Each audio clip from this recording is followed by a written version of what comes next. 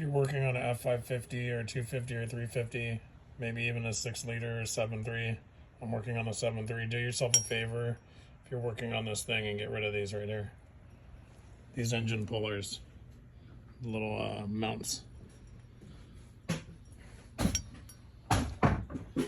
One of them goes right here in the front. If you've ever worked on this thing before, you'll know there's not a lot of room up here. You can see the 2 holes down there where they go.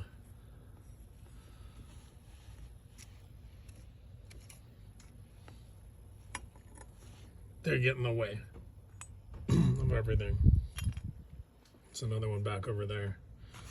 I took these off and I'm able to actually work on this thing. Change the IPR, all the fuel lines, took the bowl off, did the high pressure oil pump, all the crossover lines, new oil lines. And you want to get rid of those. Trust me, just get rid of them right off the bat before you even do anything else. So get in here and take those mounts off if you own one of these vehicles. Unless you're pulling the engine, they really don't need to be in there. They just get in your way. And I was working on this thing for a long time before I actually took them off and just got rid of them. And I wish I would have done it earlier. So that's my tip if you're working on a 7.3.